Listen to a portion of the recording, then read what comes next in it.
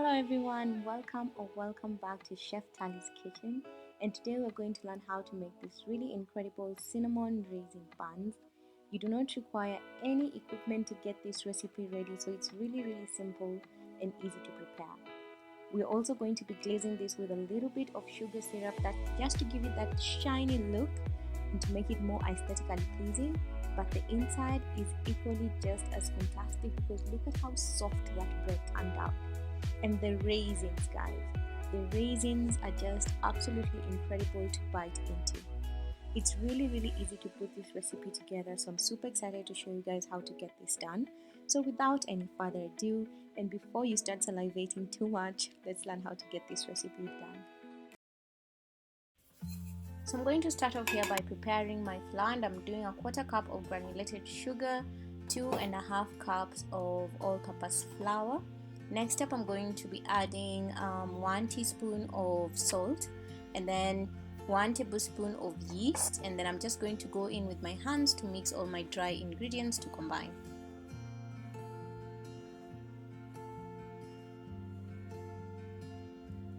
Once everything is nicely mixed together, go ahead and add a 1/4 cup of melted butter or melted margarine. I use melted margarine here because I did not have any butter, and then just go in with your hand and make sure everything is nicely mixed together.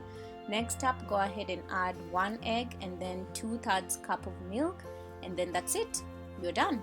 So just go in with your hands again and try to get a really smooth dough out of this. You don't need to add any additional liquid or flour to this. This is good to go. So just take your time and knead your dough until you get a nice smooth dough.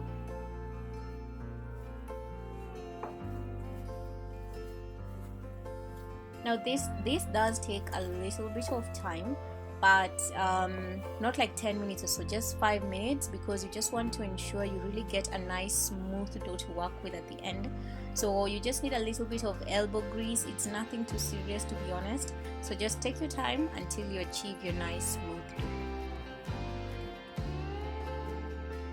You can do this on a counter or in a bowl, whichever seems easier for you. Working on my counter was just easier for me today. So this looks perfect, and I'm going to put this in my bowl and cover this and let this double in size. Now, depending on how warm your place is, then that will determine how long your dough will have to rise. But once it's double in size, just go ahead and punch it in to remove all the air. And then we're going to transfer this to our counter so that we can roll this out.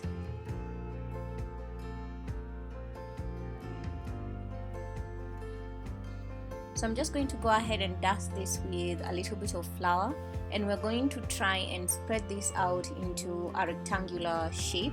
So do take your time here. You're not looking for a very thick piece of dough. So just spread this out until you get a rectangular shape of about, I would say, almost I'm trying to think here. I'm thinking with a 30 centimeter ruler, maybe 60 centimeters in length, and just about 20 to 25 centimeters in width. Yes, that is what you're looking for. I did not go ahead and measure this because I haven't bought my kitchen ruler yet, but I'm going to do that. But just make it into some form of a rectangular shape.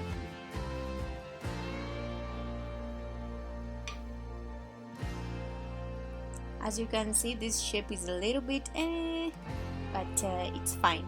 So we're going to drizzle on our brown sugar on 2/3 of this dough.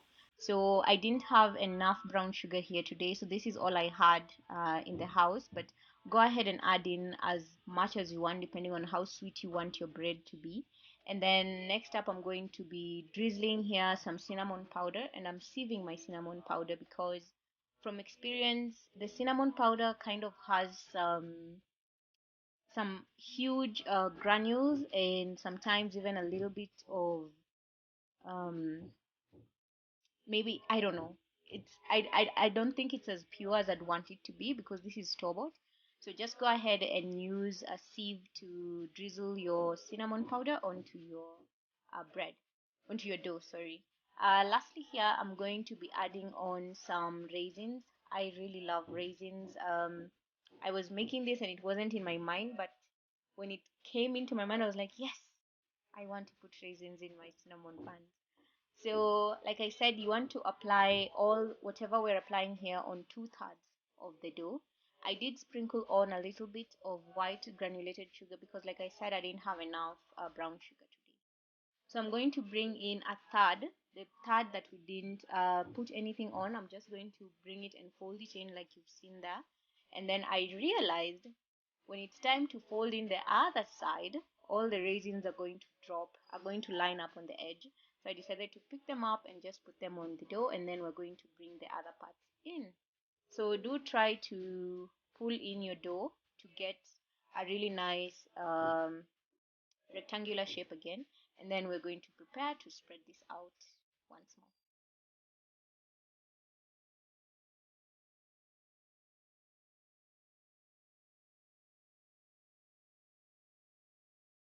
So just go ahead and dust this with a little bit of flour on both sides. It is a bit heavy because it does contain the ingredients we added on the inside, so do treat this really gently when you're lifting it off the counter. So go ahead and spread out your dough. This is now going to be about roughly 30 centimeters by about 15 centimeters. So once you achieve that, or you've achieved the thickness, this the thickness you can see on the screen, then you're good to go. So go ahead and use your pizza cutter to cut this into equal strips. Now this is why I need a kitchen ruler, because some of them did turn out a little bit bigger than I wanted them to be, but it's fine. The taste integrity remains intact. So once you've cut them into those strips, go again with your pizza cutter and cut now those strips into two, but not fully to the edge, just like you can see here, then leave it. So don't get fully to the edge, just roll it in and then stop right at the edge. So once you achieve that on all the dough, then you know you're good to go.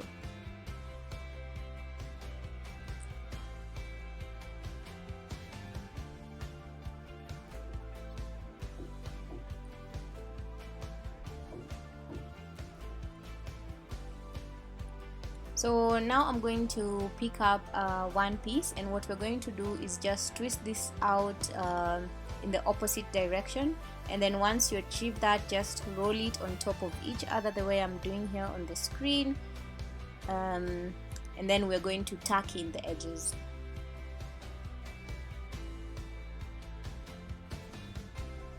So just squeeze the edges first and then just go and roll it in, and then make sure you tuck in the edge as well underneath so that this doesn't spread out while it's baking in the oven.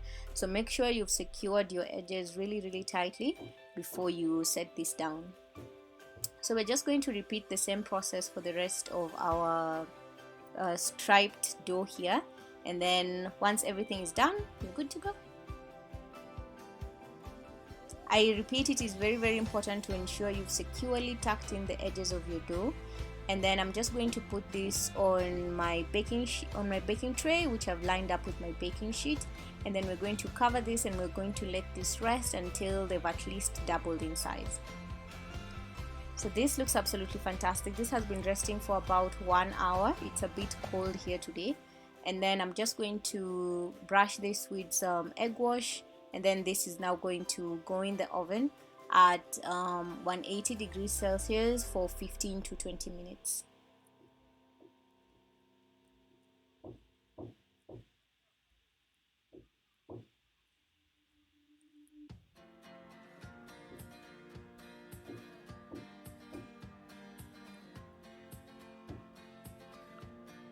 And our cinnamon buns are ready. Look at how incredible they stand out, and these are just absolutely perfect. So I'm going to go ahead and brush this with a little bit of sugar syrup, and this is sugar syrup I had left when I made some gulab jamuns. So if you do want to make sugar syrup, you just need about a 1/4 cup of sugar, an 1/8 cup of water, and a little bit of cardamom powder, and then you can just heat that up until you get your sugar syrup, and then go ahead and just brush your sugar syrup onto your cinnamon buns, It's optional, but it really gives it a really beautiful glaze and an additional sweetness in there, which is not too sweet. So it's a perfect combination. But if you don't want to do it, you don't have to do it. And would you look at how incredible they stand out? The bread is nice and soft, fully cooked. I mean, why would you buy bread in a supermarket when you can bake yourself some cinnamon buns? Because this is 1,000 times better than bread. They are just absolutely delicious. So I hope you really enjoyed this recipe, and if you do try it out, please let me know how it goes in the comment sections below. If you have any questions regarding this recipe, also write them down in the comment section and I will definitely respond. If you have not subscribed to my YouTube channel yet, please consider subscribing, and I will see you all next time with another amazing recipe. For now, bye bye.